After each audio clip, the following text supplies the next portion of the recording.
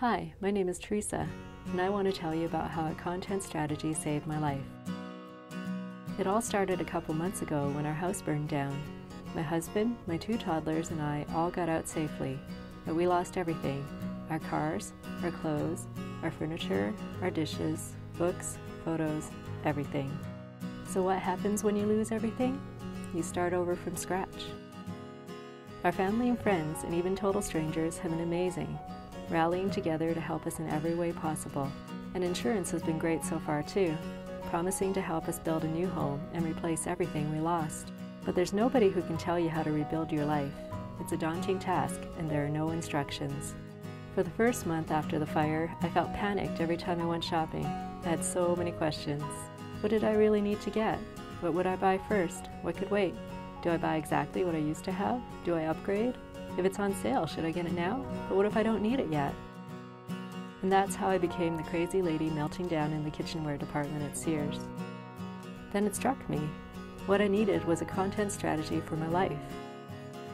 I'm a senior content analyst at Critical Mass, a company that builds digital experiences for some of the biggest brands in the world. Digital experiences for things like websites, mobile, email, and social media.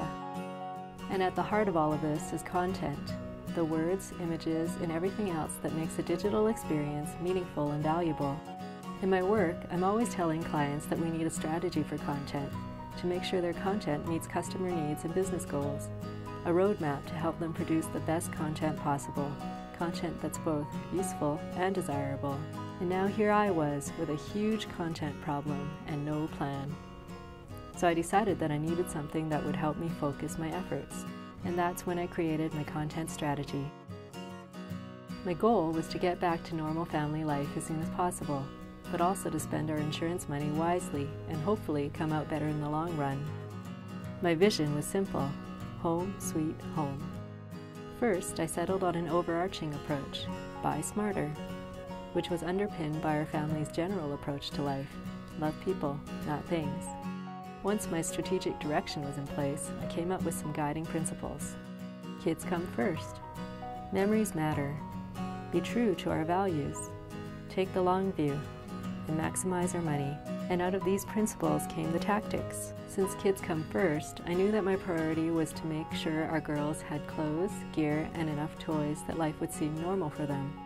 We lost so many sentimental things in the fire that I wanted to prioritize our memories, which means that a digital camera and cloud storage were really important. And when our new house is built, we won't be skimping on books and music, since they can help trigger memories of places and events that we don't have photos of anymore. As we buy stuff, we want to be true to our values, so we'll try to choose eco-friendly options and support small local businesses, like buying our spices from a friend who opened a spice store, or getting things used from sites like eBay and Craigslist.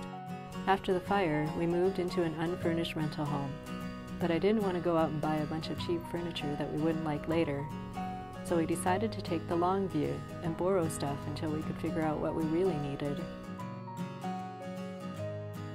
In addition to looking for deals to maximize our money, we came up with a few other tactics, like researching credit cards for better points or cash back, asking friends who work in retail to see if we can get discounts, and shopping at stores where we already had rewards cards. This was only the beginning of my strategy, but things were starting to take shape. And while I didn't have a detailed plan yet, I could start sketching out a roadmap. Before moving into the rental, I would need to borrow certain items. And as winter approaches, I'll make sure we're prepared.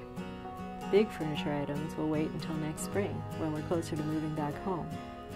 And once we're settled again, we'll work on recapturing some of those important memories. Now I had the beginnings of a plan, and I breathed a huge sigh of relief. Okay, so I may have exaggerated a little when I said that a content strategy saved my life, but it did give me focus and confidence that I was meeting my goals. It helped me set priorities and gave me the foundations of a plan. It gave me sanity when I thought I would lose my mind shopping, and it gave me hope. And there's no arguing that hope is a lifesaver. It helped me see that, despite the magnitude of the task, it was doable, and that's what content strategy is all about.